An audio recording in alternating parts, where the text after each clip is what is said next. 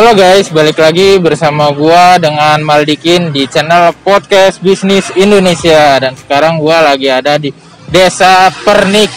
Desa itu menjual bahan-bahan baku kerajinan tangan. Jadi mau lihat selanjutnya dan apa saja yang ia jual, ayo kita masuk.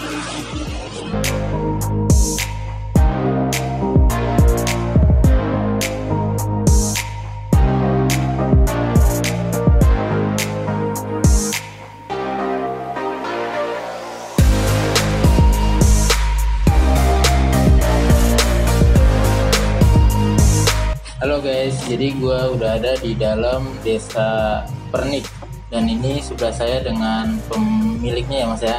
Dengan siapa mas? Cengho. Gitu. Jadi Cengho dulu. Jadi ini kita menanyakan tentang bisnis yang mas kelola sekarang ya mas ya.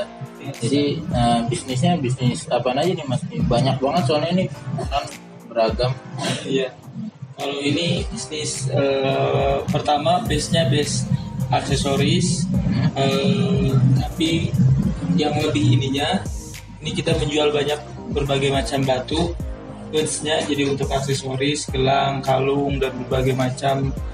Nah, jadi buat para crafter, pengrajin perajin, handmade dan lain sebagainya, bahan-bahannya ada di sini. Di sini lengkap ya mas ya. Di sini.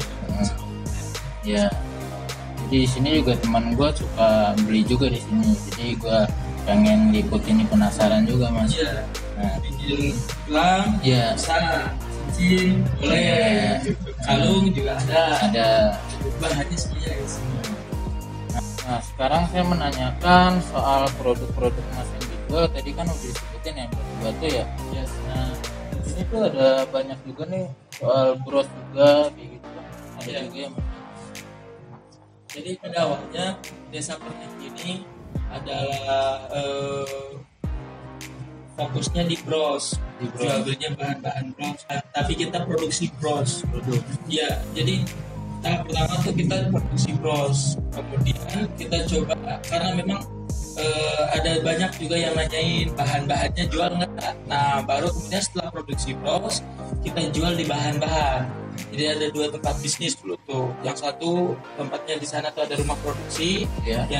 kemudian blok barang di sini. Yang kedua jual bahan-bahan, berbagai bahannya ada di sini. Nah, kemudian yang ketiga kita coba kembali lagi ke jewelry-nya, perhiasan. Perhiasan itu kalau itu by order. Ya udah. Kayak misalnya kalau cincin untuk laki-laki perempuan order bisa. Gitu. Contohnya kayak misalnya fotonya apa disediakan. Nah, pada awalnya kan itu ya bros, kemudian ke bahan-bahan, kemudian ke batu, dan untuk saat ini kita berkembang usahanya di batu-batu. Di batu-batu. Batu-batu. Tapi kayak bros-bros kayak gitu masih jalan apa? Nah, untuk bros dan hal satu dan lain hal, jadi bros ini masih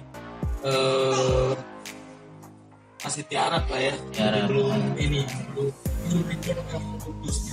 Iya. Sekarang ini di batu sama di batu ya khususnya untuk bootsnya, boots and jewelry-nya gitu.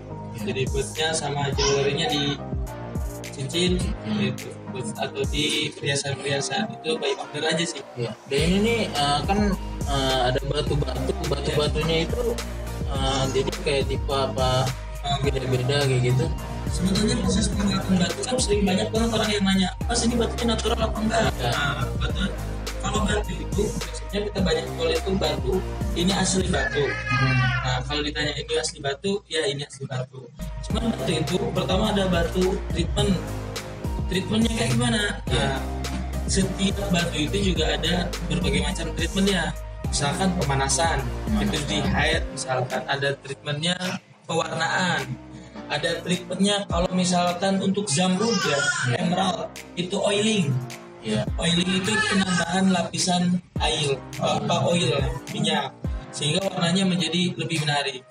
Ada lagi imitasi. Kalau imitasi itu yang bukan batu dibentuk seperti batu, itu bootsnya misalkan.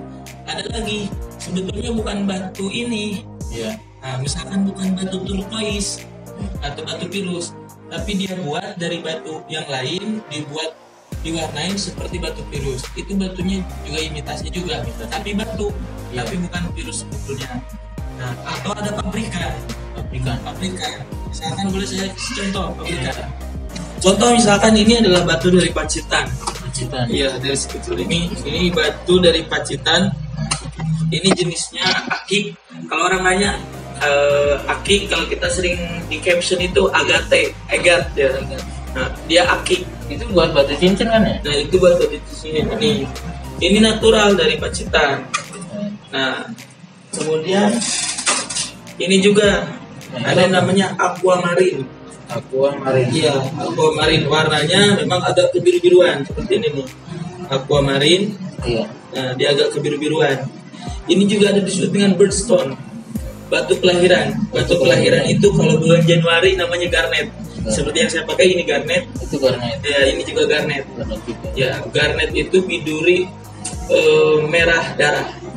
Biduri merah. Nah, kemudian Januari garnet, Februari ametis. Ametis itu yang ini, cubu.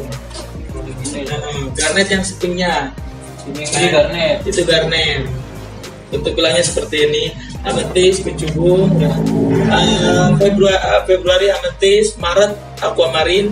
Untuk zodiaknya Pisces aquamarine. Jadi setiap bulan itu beda-beda. Setiap bulan beda-beda. Kalau saya kan April. Kalau April berlian. Ada di sini apa? Oh, nggak ada lagi kosong. Belum kita jual karena berlian itu juga kalau bicara batu, berlian itu batu yang punya skala kekerasan 10 mos. Iya. 10 mos ini skala kekerasan batu itu ada 1 sampai 10. Fluorit, kalsit, apatit dan seterusnya sampai zamrud atau sampai berlian. Berlian itu yang 10 mos. Dia punya kekerasan 10, dia kilonya juga luar biasa paling bagus. Yang paling bagus itu berlian, paling mahal juga. Nah, setiap batu juga ada kualitasnya. Nah, yang terakhir yang saya kasih lihat ini zamrud sih, tapi bukan zamrud asli. Ini pabrikan. Jadi pabrik bikin zamrud, bahannya batu, tapi diolah oleh pabrik. Cuma emang kalau aslinya modelnya kayak gini. Kalau aslinya dia lebih, kalau asli tanpa treatment, yang model kayak gini, wah itu mahal banget, bisa nyampe ratusan. Kalau asli tanpa treatment. Nah, tapi kebanyakan memang treatment. Kalau zamrud itu treatmentnya disebut dengan oiling. Ada yang namanya coating gitu. Nah, ada yang minor, mayor, sama yang ini ya, yang paling banyak itu yang kayak yang paling bagus itu minor. Itu bisa sampai harga mahal, bisa sampai belasan sampai puluhan ya. Untuk zamrud itu pun yang treatment minor atau mayor. Apalagi yang kalau yang kayak gini, ini jelas dia sebutnya kan jamrud catam. Jamrud catam itu ya jamrud bikinan. Itu catam itu bikinan. Ya jamrud bikinan itu jamrud pabrikan. Nah, kalau dalam bentuk birds ini juga batu asli. Batu asli. Dia kasih treatmentnya kayak misalkan dia dipoles lagi, diwarnai. Ada alatnya pabrikan, itu. Tapi dari batu asli, batunya dipotong terus masuk, ada prosesnya di cut, itu nanti di cutting. Nah itu prosesnya pabrikan juga. Sama ini yang lain. Kalau misalkan ini saya boleh kasih lihat salah satu. Nah kalau ini turquoise juga. Mana yang imitation kayaknya lagi nggak ada, lagi kosong. Iya. Salah satu yang ngerti apa nih batu-batu kayak gini yang biasa bikin gelang gitu ya. Iya. Biasanya yang ngerti batu itu, yang orang suka batu itu dia yoga, kemudian orang yoga ya. Iya. Orang-orang hobi juga itu ngerti batu juga. Terus ya banyak lah. Kemudian ada juga yang percaya ke batu itu punya sesuatu energi. Tapi memang prinsipnya kan batu itu mineral. Setiap batu itu mineral. Mau itu bentuknya jenisnya permata, mau itu jenisnya agak akik atau jade. Jade itu pure Ya, jenis-jenis batu api itu kan ada yang permata itu kan. Nah kalau ini kan masuknya ke garnet, itu masuknya ke permata. Kemudian ada yang agat itu akik ya, kemudian jet itu gio. Nah gio itu juga macam-macam itu. Nah ini Mas, sekarang saya menanyakan cara untuk membelinya gimana? Kalau proses jual belinya itu kita jualnya cuma di Instagram. Ya, Ya. Untuk yang ini ya. Kalau ada customer mau beli di Instagram itu kita udah sertakan link WhatsApp. Nanti yang akan tersambung ke WhatsApp. Nanti di sini ada tim admin yang akan melayani. Kemudian begitu barang teman-teman customer sudah pilihin barang dari semua feed Instagram. Feed Instagram itu katalognya. Barang-barang sudah di sini, kemudian ditotalin sama tim admin, dari tim admin sudah ditotal, deal dengan customer transfer, besoknya barang kita kirim. Proses dari transfer ke kirim itu tidak mesti hari ini transfer kemudian dikirim.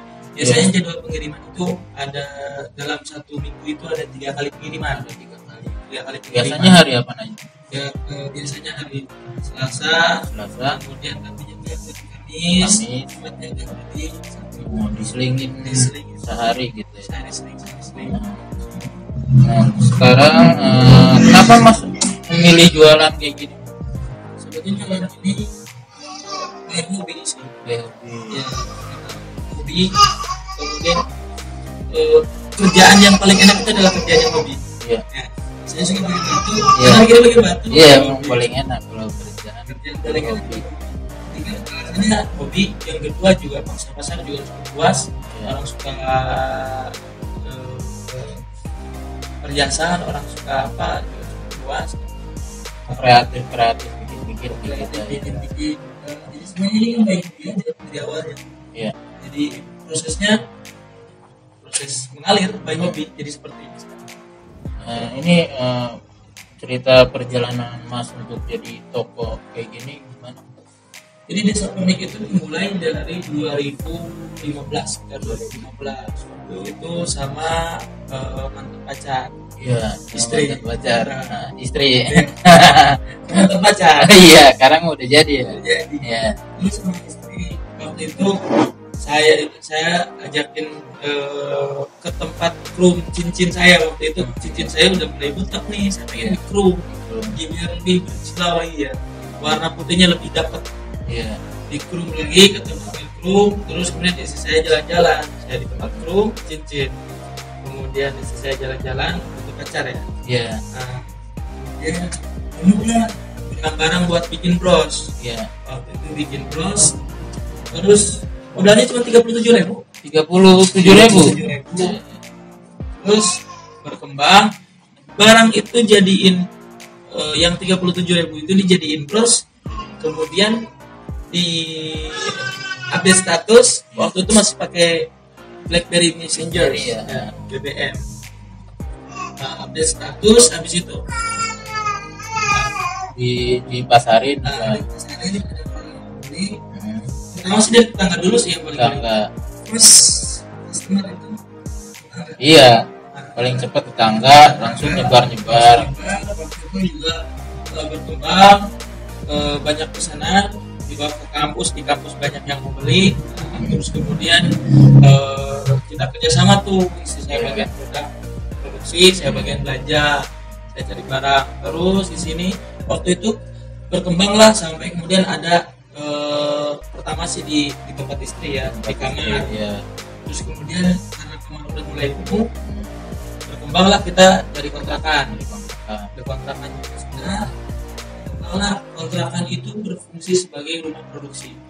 Karena yang bikin bros itu cukup besar, akhirnya kita melayani cuma partai besar. Partai besar itu dulu tuh yang minimal pembelian itu selusin. Ya, minimal pembelian itu selusin. 12 pieces bros. Nah, banyak yang beli. Waktu itu kita juga mempekerjakan ibu-ibu sekitaran kontrakan barang. Pada awalnya pekerjaannya itu ada adik-adik mahasiswa junior di kampus. Habis itu karena teman-teman juga sibuk dengan kuliah, nah ibu-ibu ada yang mau ikut kerja, gabunglah ibu-ibu. Kemudian di sana sudah mulai rumah produksi sudah mulai banyak. Jualan toko. Jadi dari modal 37.000 ya? 37.000. Itu juga merintisnya bareng istri, bareng pacar, sekarang udah nyampe istri gitu ya. Udah enak banget gitu. Dan sekarang nih untuk memberikan kata-kata semangat nih untuk para pembisnis pemula kayak gimana Mas? Ya, kalau bisnis sebenarnya simpelnya begini. Buat bisnis itu tinggal doing aja. Iya. Kerjain aja. Iya. Saya pernah dagang waktu itu bikin ABC, angkringan Bang Sengko. Modal nol, kerjasama, kerjain aja. Kebanyakan orang gagal itu karena dia mikirin konsep, gue pengen bikin usaha, gini. Ya. Mikirinnya yang kelamaan. Mikirinnya yang kelamaan, kerjainnya yang akhirnya nggak jadi. Kalau kata orang Sunda bilang, diengke-engke jadi bangke. Ntar malah jadi. Iya. Nah, yang pertama kerjain aja, jalan aja. Yang terpenting yang setelah jalan evaluasi. Jalan evaluasi, terus evaluasi sehingga kita tahu nih mana kesalahan. Yang penting itu terus berkembang. Nih kebanyakan orang itu bisnis itu mikirin, aduh gua nggak punya modal. Yang pertama, aduh gua nggak punya tempat, aduh gua nggak punya ini itu. Nah itu yang bakal memperhambat bisnis, itu yang memperhambat usaha. Sekarang simpelnya kerjain aja dengan apa yang lu bisa. Kalau bisa yang lu nyamannya di dunia hobi. Jadi dunia hobi itu gimana supaya menghasilkan gitu. Sekarang apalagi di masa pandemi ini nggak ada alasan berbisnis kayak gitu. Hari ini segala macam serba digital, online, dan bahkan ya istri saya aja bikin namanya buku pandan sama cherry sheet, lychee sheet ya. Itu baru kemarin kita bikin menu baru, itu merambah di dunia kuliner, namanya buku pandan, dessert khas Filipina sama lychee sheet. Itu langsung naik. Iya, yang penting tuh jalan aja dulu. Iya, jalan aja dulu, jangan banyak mikir. Yang penting evaluasi. Ya tahapan bisnis itu mulai dari yang terkecil, evaluasi, jadikan besar. Ya, jadi itu kata-kata dari Mas siapa tadi? Saya Ceceng Holilullah. Biasa banyak teman-teman juga yang panggil, ada Holil, ada Cengol, ada Ceceng. Ya, jadi sampai di sini dulu podcastan kita berdua nih. Jadi jangan lupa subscribe, like, and comment